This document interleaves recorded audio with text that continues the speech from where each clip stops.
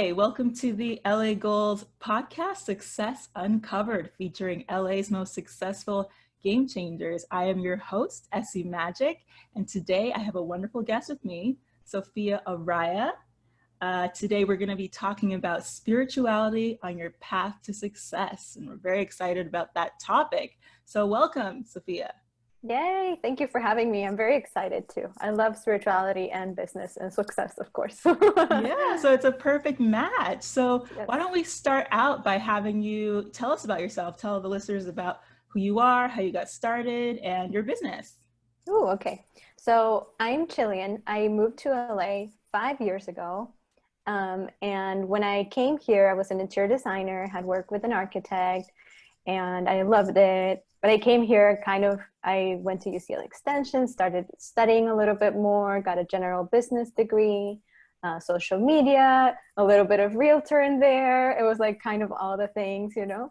And then I found a job in interior design, which I loved. I didn't expect to find a job like moving here so fast. It just happened. It was the most amazing job ever. And I worked there for a while, loved it. And then I started getting a lot of messages from my guides, my spiritual guides. So I started diving into the spiritual realm of things and started craving more connection, craving more in business, craving more in everything I did. And I was like, wow, the homes are just such an important part of our lives, and they hold so much energy that I wanted to put those two things together. I always wanted to talk more with the clients when I went to their homes, like know about their whole life. And that's when I really created my business, which is like spiritual interior design. That's how it started. And now it's still spiritual interior design, but I've gone way more into the spiritual part and this doing readings, energy healings, and different kinds of readings. I could go into that, but it's a lot of types of readings. So I'm basically a spiritual life coach, spiritual interior designer, and space clearer. Got it. So can you clarify for those at home who are kind of new to this, how you kind of bridge that? You mentioned spiritual interior design, maybe talking a little bit about how that affects people's energy, as well as how you kind of take it a step further, like you mentioned with the coaching that you do. Yeah. So to go into it a little bit deeper, my mom, she was a Reiki practitioner. She always had tarot cards around the home. And I always thought it was kind of weird because I was like, I don't know if that works. And then she would Reiki me when my stomach hurt. And I was like, I don't know, it's like, I just feel heat, but I'm like my crazy mom, how you are when you're a kid. And so I never thought I would actually be doing this like so full on spiritual. But when I was like 24, 26, I got my first panic attack. I think I was 24. And I started trying to meditate. The first time was awful. I sat down. I was like, what is this? Like how, like I'm full in anxiety and somebody's trying to get me to breathe. Like it was awful. But then I started really going deep, and it really started opening me up, started healing me so much, giving me all these answers that I had no idea that even like where my anxiety was coming from. So that became a part of my life even before I got my interior design job here. And I always looked at it as something that I was helping me as a tool, but not something that I would turn into a business. Especially because my mom was into all those things. So I was like, oh, I don't know, like that's kind of her thing. And I'm just like using it for my healing. But being in LA, as you know, it's a very like you go outside and everything's very spiritual. Like everybody's doing their Reiki and their spiritual, all the kind of stuff, healing. So I started really digging deeper into that. And what I realized was that I wanted to work with divorced women that when the husband, because most of the times the husband is the one that leaves the home, or at least the clients that I encountered. And I kept seeing that in these homes, there was so much evidence of that, like, like the things that are kept behind and like all the energy. And what you want is kind of like in the movies when you just want to like throw his stuff down. And this is not all the time, but most of the clients I've encountered, they were dealing with all these things and they were just asking me for interior design when I was seeing that there was so much more behind it. Like they would go into the room and say, well, this is the bed where me and my husband used to sleep in, but I really like want to change it up. But there was so much, it's such a spiritual process, especially in those situations when you're getting rid of things from such an important part of your life.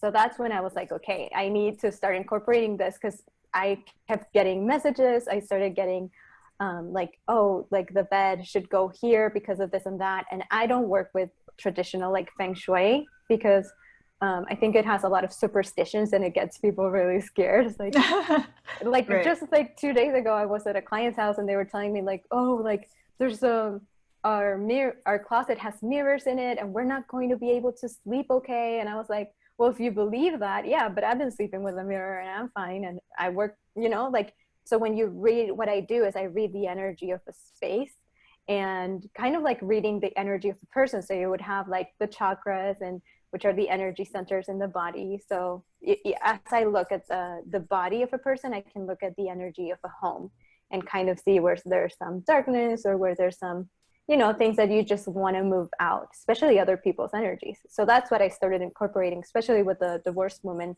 It was like getting the male's energy out of the house. Or yeah, I even had a male client once, but usually it's more of the women that are inclined to all this, right? And then they want to do the fun stuff, which is redecorate with nobody telling you what to do. And I remember this one of my clients, she said, my husband just came in my house and he's like, this house has never looked so good when I lived in here. And she was like, yay, like that's like the best thing that they could have told me. So it's just incorporating that in a very real, and it's not that out there, but it's just clearing the space and making it comfortable for you and your soul and just supporting your life. That's basically what is spiritual interior design. Got it. And you mentioned that you get these messages that come through. Can you explain as much as you can say for people at home who are new to this area, what exactly does that mean when you say you get messages? Like, how does that happen, or what is the process like? What does that feel like? Yeah. So for a long time, I would see this TV shows, those TV shows where you see like the woman like talking to spirits or something. And I would be like, I want that so badly. But then you're like, but I don't want to be scared. I just want the receiving part of it. So I really wanted that. And when I got my Reiki certificate, which is kind of energy healing, I started just like, it's funny because you don't like hear words, but I would get messages like that I felt didn't come from inside me. So once I was like crying in the shower and I kept overthinking things, and I heard this voice that was kind of external to me. I guess that's one of the first messages I got. And the message was, life is too short to take it so seriously, or something like that. And I was like, and it came like, it wasn't like something that I was thinking, because I was overthinking like, oh my God, what did I do? What did I do? Just keep thinking the same thing over and over again. And this like totally cut me off. And with time, you start learning how to open up and receive and just sit. What I do is I sit in you sit in a like meditation and start to just listen. Because at the end of the day, it's also your intuition and your interior, I don't know how you would call it, but it's like knowledge that comes from within also. Right. Got it. So that's very interesting. What would you say to people who are almost like they're kind of afraid of looking at this aspect of their life or what could be going on? For example, excuse me. For example, I've had 3 readings done on me in my life, and I was very scared to have that done because it was a world that was very new to me. And fortunately, all 3 of them came out so positive. They were just like, oh, you have such a great future. You have a bright light in front of you and all this stuff. And so I don't know if it's because it came out positive. I was like, oh, this is cool. You know what I mean? But if I had gotten something else, would I have been like, I don't know how I feel about this. So like, talk to us about what you would say to people who are kind of hesitant to kind of listen to this side of things and how it could impact you know, their life and what they're trying to achieve and what they're trying to grow? That is such a good question. And because I touch on this so much, because I hate when our power is taken away from us. And I've had a lot of tarot readings. I had a psychic scam me once when I first got here, and it was awful.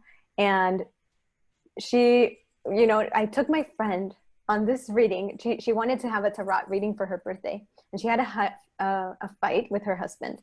And we went to the reading, and the woman told her all really bad things, like you're gonna get a divorce, you're gonna try, you're never gonna be happy. I swear, she like said all those things. And I was like, what? Like, it was the birthday gift that I had. She wanted it, but I had gifted it to her. So it felt so bad. And I was like, what is this even, you know, like who would want to come and hear that?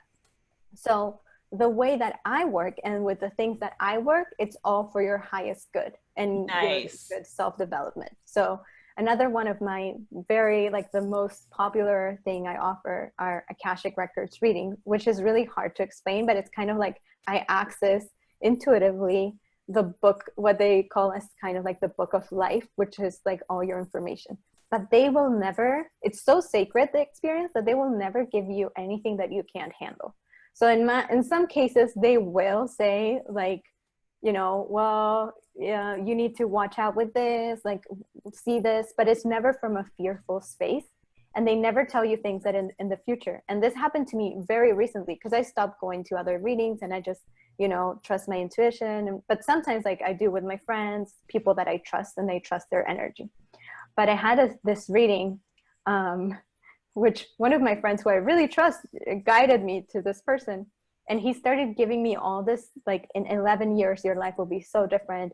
You'll be doing this and that. And kept talking about this other person that wasn't my husband. And I was like, wait, like, okay, let's say, which freaked me out, by the way, because I've been with my husband for like 11 years and we have the best relationship. So I'm like, I don't want to be with anybody else. Like, what is happening? Even now, you know? And I realized like, okay, what if it's true? Would I want to know that? Like, how is that supporting my highest good?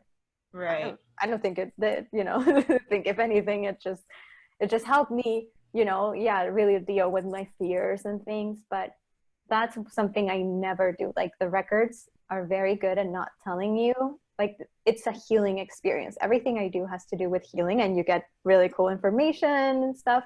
But it's not about seeing the future, telling you what to do. It's all about empowering you to make the best decision for yourself at that time.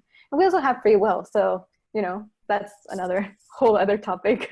Yeah, I like that. I like the idea of empowering and, you know, going to somebody to try and get to your highest good, like you mentioned, because essentially with LA goals, I mean, that's what a lot of people here want. You know, they want to be empowered, they want motivation, they want inspiration, they do want to learn about themselves, but they also want to do it for the betterment of their future. So I wonder if you can kind of give us some, you know, and this might sound kind of generic, but taking into account everything you just said, and how you have to use your intuition as well, what sort of tips for success do you have for people who do have big goals, are very ambitious, are trying to grow their business, are trying to grow their brand? What sort of tips do you have for them in terms of achieving success, taking into account the things that you mentioned, intuition and your surroundings, and how you have your home even set up? Yeah. So I would say the first thing that I see the most, that, you know, doesn't block people, but is the one thing that just takes us away from our own success, is not believing in ourselves. I always tell this to people because whenever I go into, you know, a group, and from the group there's like 15 women, and then they all come to me for like business advice because they see that my business grows. And I feel like the one thing that I've noticed, and I've thought about this a lot lately, is that I just have the confidence to, you know, roll with it and just show up and talk to people and ask them for things, for opportunities, for helps. And I do feel like I have, you know, my spiritual team or whatever you want to call it, like helping me out for sure. But there's just a lot that you know, we just don't believe in ourselves. It's like, I don't know if I can do it. And that's like very commonly called, you know, the mindset thing, part of it. But it really is like when you embody the best version of yourself, when you just imagine it. Just yesterday, I was doing a healing and I was working in the space in the body, which is the power chakra. And it's about your confidence. And I always see the state of the confident, how much confidence somebody has, and that when I look at it, you know, intuitively. And they kept telling her to imagine herself wearing these high heels, like a blazer, looking really good, just feeling herself so much, and like just like the best version of herself, to embody that and to think of that woman as much as possible, because it's not about how you look, but how you feel when you imagine that. So when you imagine your best kind of like the best version of you, you don't, you know, you take whatever opportunity comes, you do the things that you need to do to get to where you want to go. That's what I've been doing. Of course, I like have doubts sometimes, but I'm a Leo, so I came with a little confidence. I'm not gonna say like, but all my friends say that I've like grown so much these past 2 years with all the spiritual thing, but it's really comes down to me having the confidence to go for my dreams or go for my business. I believe in it so much that I'm not gonna let anything stand in the way of me getting to where I want to go. And that's like very spiritual if you think about it, you know, because it's embodying this new higher self, this new version of you. It's so interesting you mentioned that you're a Leo as well. I'm a Sagittarius. Yeah. We naturally have that sort of spark. You mentioned confidence though. If somebody is not confident in themselves, they want to chase their dreams, they want to chase their goals, but they keep having this self-doubt. What do you recommend in terms of growing your confidence and how they can kind of fix that if it is an obstacle on their path to success? Yeah, so definitely don't recommend slapping like a band-aid on it, because some people are like, okay, I'm just going to go tomorrow. Like if you're not a confident person and you're listening to this and you're thinking, oh, I'm just going to embody that, but it doesn't feel right. You know, when you're in a very, it depends on like what state of confidence you're in, but when you're in a very low confidence place, like you don't have a lot of confidence, it's just very hard to imagine yourself as that person. Like it seems too out of reach.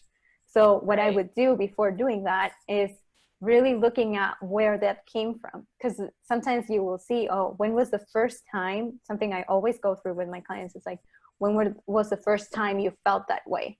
Because emotions really pile on top of each other. So I always tell the story, but one of my blogs was from when a girl, I gave her money for ice cream and she came back eating the ice cream. And that like, it was like, that was like in kindergarten, but I still to this day, like, not now, but it just surprised me how long it went. Like, you know, I'm like 20, it was when I was 29, like last year. And now I've completely healed it, but I could tell that I could feel that people were going to take my money and not do, like, there was a whole story behind that. And that came from the emotion. I felt betrayed. I felt like they sold me something that wasn't true, and all those things kept coming up as blocks in my confidence because I couldn't fully invest in myself or like really take charge of my life, because I had this belief that if I went to like, what's the first time that I felt this emotion was when I was in kindergarten. So I would definitely look at where it's coming from, and don't be scared to look at it, because it's still like, even if you don't look at it, it's still somewhere in your body and it's still showing up for you. So it's better to look at it and just heal it. Got it. And that's something that you do with people you work with. Like in your readings, you'll try to find the things that affect things like confidence, correct? Yeah, exactly. I mean, and you can just journal, you know, you can also do it yourself. But in the first reading that I do, I give you like a 30-minute message, just like about you. And then I look at your space without knowing anything, without ever being on the phone with you, just your name. And that's usually when these things come up, even if it's, especially when they're very strong. So definitely I can help with that as well. Right. And what sort of things do you think really affect people's ability to have confidence in themselves or their ability to push forward through those moments where they might be stuck? Like, what sort of things in your experience have you uh, talked to with entrepreneurs or you know, creatives or people chasing a big goal? That what would you say are some of the biggest obstacles you've seen, and how did you, without giving your secret sauce Oh, yeah, yeah. away, I'm down. how did you kind of help them to get through that? So I think one of the biggest things that shows up, which really triggers me, is victimhood. When Mm, people are being victims, because when they're like, well, I can't have confidence because my mom, it usually comes to parents also, like, you know, somebody told you, or like the first years of your life, there's definitely always something there. And it's good to see it, and it's good to acknowledge it. So, you know, you can, it's not that you don't have to acknowledge it and say, hey, that really hurt me, you know, because some people do the opposite of being a victim. They're like, it's okay, he hit me, but you know, he didn't kill me, so I'm fine. You know, it's kind of like right. there's worse off. And it's like, yeah, there's worse off, but your experience is as valid as much as the next one. So Right. that is the thing. But when you stay stuck with a story for way too long, like, oh, you know, my father left me, my father left me, my father left me, and it just, it's like, okay, you know, like like at one point you need to just like, okay, but that makes you stronger, but do not use it as an excuse. And just having, you know, I feel like I have the, people pay me to call them out. Like, it's very nice and it's very spiritual. And I'm like, hey, you know, like but, and that's really nice because it doesn't put me in a very awkward position, because Right. it just comes through in the best way possible because of my guides and my intuition. But it really comes down to, you know, just taking charge of yourself, whatever that is, like getting a healing or like showing up. It's like just showing up for yourself and not use excuses as a way of keeping yourself stuck, because that's not doing anything. It's just, you know, like it's only hurting you. Right. And I'm so happy you bring that up because that's something that I find people have said to me before, and I almost didn't know how to respond because I'm very fortunate. My family has been very supportive of a lot of the things I wanted to go after. Well, kind of like it was like, okay, as long as you get your degree and go to school, from that point on, then you can do whatever Yeah. you want to do. But once I did that, they've been very supportive, and you know, me moving to LA and all the things that I've been doing and trying, the goals I've had since I've been here. But I've had people say to me things like, oh, you know, you're so lucky, your parents support you and your family support you. My family doesn't do that. And my dad told me this and that. And I like don't know how to respond to that sometimes, because it's like at the same time, I'm not in their position. But then at the same time, it's like you can't make that define your whole outlook on life. Otherwise, you're never going to get anywhere. And Exactly. like you said, in terms of like that victimhood, it's like if you just keep hanging on to that, how are you going to move forward? So I'm so happy you brought that up, because it kind of gives a way to kind of address when people tend to do that and kind of make that an excuse almost for, Yeah. you know, being able to go after the things they want, right? Yeah. And also, like, my business coach, she grew up in a trailer park. She was abandoned by her two. She was homeless then. She has this whole crazy story. And now she's like a six-figure business coach, and she's 24 years old. She just made it Wow. happen. She had like two jobs. She got her degree. She, you know, and my other, like one of my other mentors, she also, to grow her business, she was like, okay, like if I need to sleep in my car, I'll sleep in my car. Like, never be in victimhood mode. Like, because I also hear a lot entrepreneurs saying, well, you know, I still can't quit my job, and I still can't, and it's like, that's totally fine. Like, you need to eat, perfect, like eat, go to your 9 to 5 and just figure it out in the afternoon. And I know sometimes it's hard, you know, but that's how I started too. Because, you know, yeah, I've been, you know, I haven't had these, like, I haven't been homeless and I haven't had these like crazy experiences, and I'm sure it's harder, of course, you know, but at the end of the day, when you just have to show up for yourself, it's on you, you know, it's on you to show up for yourself, nobody else. Like, nobody, you can do it, you can definitely do it. Got it. Yeah. So let me talk to you about something else as Mm-hmm. well. So a lot of times people, when they think of spirituality or energy, a lot of times one of the first things that comes up is the law of attraction. Mhm. Can you speak a little bit to that, and if you ever relate that to what you do, or how people can sort of bridge that way of thinking with what you do? Yeah, yeah. So I've worked a lot of my on my abundance blogs, um, and it's really fun that you mentioned that because I've been working on that recently, and it's all about it's people say it's thoughts, right? So it's like, oh, I deserve it, I deserve it, but you really need to feel it because how you attract the law of attraction is all based on energy, on thoughts, on feeling a little bit better. So anything you can do to feel a little bit better is going to get you to a little bit better place, a little bit better, higher vibration. And I've manifested so many things. I lived here when I was 8 to 10 years old. And then I always wanted to come back. And I had no way of coming back. My parents didn't have money to send me back, but I just kept, like dreaming about coming back, dreaming about coming back. And then I met my boyfriend at the time, and he had to come here a lot for business. And then we ended up moving here. And now, for example, we just changed apartments. It was a whole thing that I manifested too.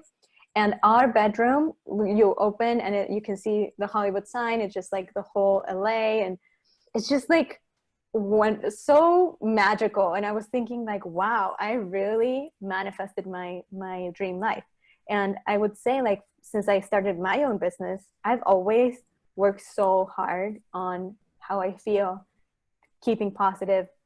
Like yesterday I had a launch for a program, and it was my first 3 month group program that I'm opening up, and I was launching it, and my car, like something happened to my car, and I was like, of course, like, this 2 years ago I would have gotten in that space of like, wow, now I have to pay for my car, and I just like made money, and then I have to like spend it. And now I was like, okay, it's part of the growth, like no energy behind that, no energy. And it's like, I remember this one time I got a ticket, and I was like, okay, like how is this serving me, trying to remember like everything serves you, whatever.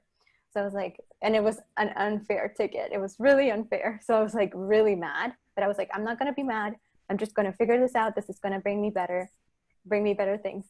And I got home, and my in-laws had sent me like $200 for my birthday, but it just arrived like 3 months afterwards.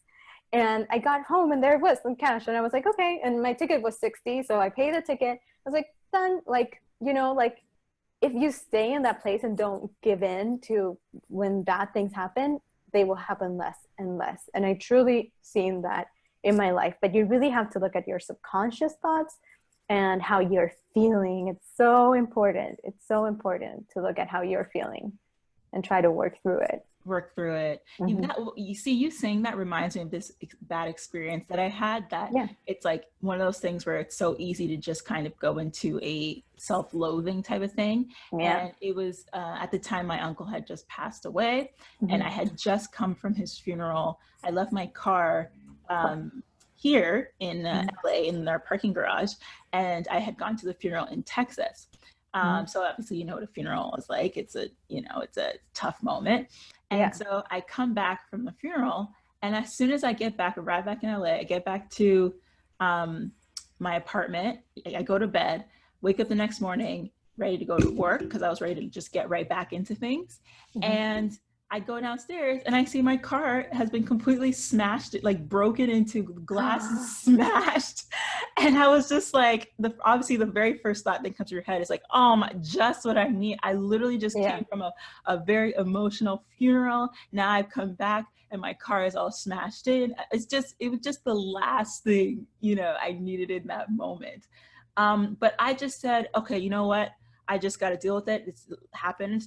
I just called, went on my phone quickly, found some glass repair on Google. Turned out they could come to my apartment and fix it there. Within 2 hours, they were at my apartment. It was quick, it was fast. Yeah, it cost me some money, but it wasn't the end of the world like how it felt when I saw the broken glass. It was like, all I had to do was just focus and say, okay, just try to find a solution. Call somebody. They came, and it was done like that. And then I was back to what I was going to be before. I mean, I obviously called my work and said, oh, I'm not coming in today, but it was pretty much then just switched back to what it would have been before the glass broke. So it just, what you're saying just kind of reminds me of that. It's like I could have easily taken that and made it, oh, I'm having the worst luck this week, and Exactly. and for the rest of the week, I would have been having that sort of like a cloud over my head. But because I had, you know, just hopped to it, or tried my best to, you know, it turned out much simpler than one would think it would. Yeah. And we live in like this, you know, uncontrollable universe. Like things are going to happen, accidents are going to happen. I do believe everything happens for a reason, but sometimes things just happen because, you know, like things happen. Like it's going to be, we're human. We're living a human experience. We can't control it all, but what we can control is our attitude. And it's okay to not block off the emotions. You know, it's good. Okay, I'm angry. This wasn't like, why is this happening right now? But then you can just try to regroup and say, okay, like how is it going to change? Just by me staying in a bad place, it makes it all worse, you know? Like Right, what if you had exactly. been like in the worst place? Then you act from that. So what I teach is like you have your thoughts, then you have your feelings, and then you have your actions. Kind of, it's longer, but it's like you what you think turns into your feelings, and when you feel bad, you don't act in the best interest for yourself. Right, exactly.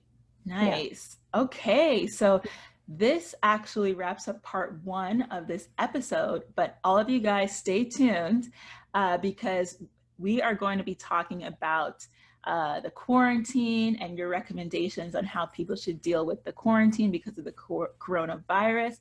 We're also going to talk about you know, your more about your business, Ishala Designs, and you know how you got that started, and kind of dive deep into more of the business side and even the tools you use to get that started. Yeah. So head over to lagoals.com right now to see part two of this episode, where we'll discuss all the things I just mentioned. So see you guys over there.